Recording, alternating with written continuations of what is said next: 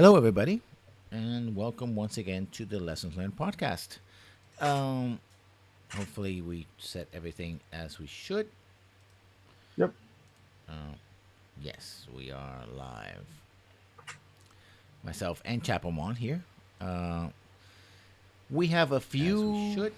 Oh, oh, Yep. sorry, we have an echo here because I didn't mute the right thing. Um, and we're gonna start talking about the news and some, subject. But actually, we're gonna be talking about a somewhat controversial subject that has popped up a couple weeks ago. And since we're talking about other controversial subjects, we we finally got around to this. So, and basically, is does gameplay have any inherent value? And this is an idea that came to me around the concept of Sekiro's, having an easy mode and all that. And while I'm not opposed to the easy mode part of things, I think there's more to it than some of the things that have been talked about. So we're going to talk about that. And by the way, consequentially, there was a it goes also go back into my whole spiel about storytelling in video games. It's connected to that, but we're gonna put a little different focus on it. So, welcome to the program, everybody. The we are Gonna start with some news. The the problems, well, not necessarily the problems, but the Twitter storm from Randy Pitcher continues. Apparently, he's quoted today by PC Gamer saying that, quote unquote, bitch, the players can bitch and moan if they want, but the Epic Store is the best for Borderlands 3. Uh,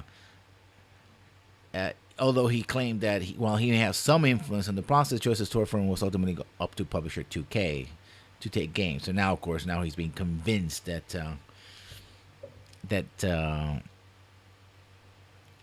so there's that.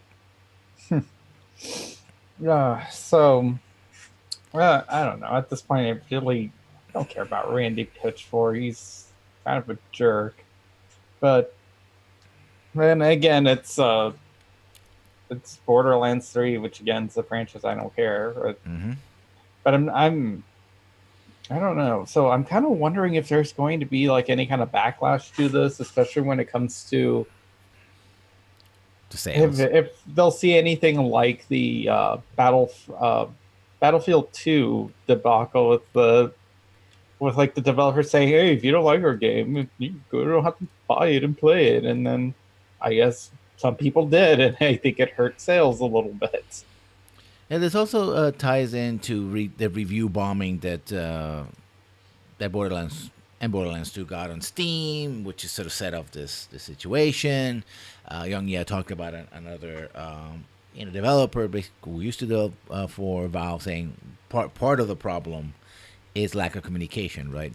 Yeah, there's a lot Mm-hmm. of jackasses out there who just um, they just wanna get their 2 cents in, and they wanna just wanna be bad, troll and all Yeah, that, but there's trolls, but then there's of course real people who have real complaints, and they have no outlet because Randy Pitchford doesn't give a damn. He's just gonna be like, "I'm just gonna do my thing. Well, you can either take it or leave it." so there's that. Closing of a game, which is, I suppose that seems kind of weird, but in the world of always online games, this is probably the way you talk about games these days. Atlas Reactor, the XCOM meets Overwatch strategy game, is closing. Never heard of this game before, so I guess that it peaked at around 3,500 concurrent players when it was released October 2016. Before it switched back to free to play in January 2017.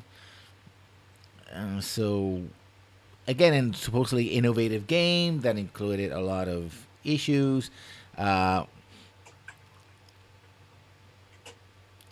it apparently didn't make a lot of sense for a lot of people, and so it didn't succeed.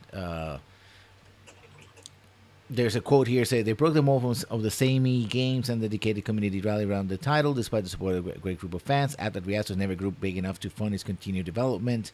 It's a shame to see the chapter come to close, but perhaps we'll have the chance to revisit the innovative spirit of Atlas in the future. I guess this was actually it was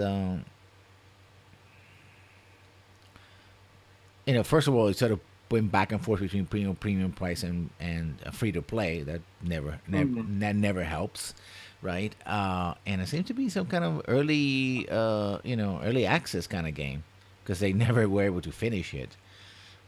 Although current plans to keep the Atlas Reactor service up to June 28th, although it's subject to change. Suppose there's not much point keeping the lights on. Like to see what it's called before its light goes out. Hit up on Steam. So, that's what happens when everybody tries to. I mean, this is supposed to be an innovative game in terms of gameplay, but, in a market saturated with online services, I'm not surprised that this happened. Uh, in other news, Rocket League disables crate keys in the Netherlands and Belgium, which is Hmm. essentially The loot boxes can't be opened in those in regions those where regions. it's Yeah. been deemed as gambling because well, they're following the law, not like EA was. And here's the line: players in Belgium can no longer open crates with keys due to the government regulations. As opposed to the government regulated us out of our gambling in our games. Ooh. Yeah. And this follows a long list of companies: Blizzard, uh, and games to its games. CS:GO Go and Guild Wars also made changes, and EA capitulated and did the same thing with FIFA. Konami with PES 2019. So yeah, that's a trend, and we've started seeing that trend in other areas. And talking about Valve and CS:GO, Native American Quinault Nation has filed a lawsuit against Valve over gambling.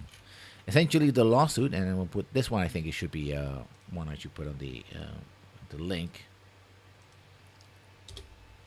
This one is essentially it's the old CS:GO Go skin situation, right? Although Valve saying that it prevents people from gambling using through their API. Hmm. The members of the tribe, the people who are suing, are claiming that not only Valve knows about it, but also encourages and benefits from this gambling. While they have you know they have their own gambling place. They have their own casino, but that one is heavily regulated, right? Um, Oh, so they're suing because they're like, hey, we have to follow regulations. How come they don't have to? exactly. it, But it's honestly this sounds petty in a way, mhm. but I guess since I agree with it in terms of that it's not a thing that should be, especially essentially gambling for kids. It's like, well, it does shine a light to websites like CS:GO, and I don't know, maybe Valve will do something about it finally, but probably not. Now I saw this and I thought of you because apparently there's going to be Ludo Naracon.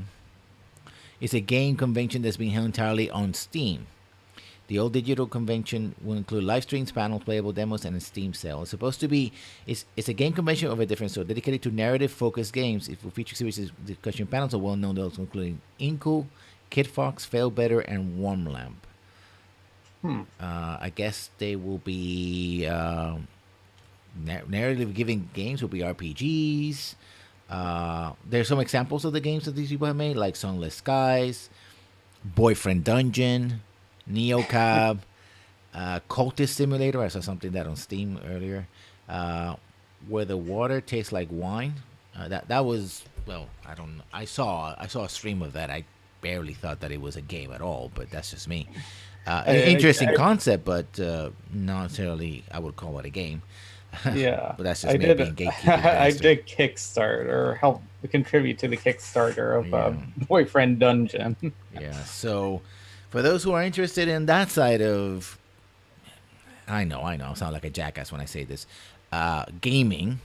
Now, Steam is doing its own conventions, online conventions. By the way, the online convention thing is not new. TwitchCon uh, has been going on for a couple of years. I mean, it has a physical place, but it also has the aspect of being online. So there's been dual things, but increasingly we've seen a trend of doing purely online conventions.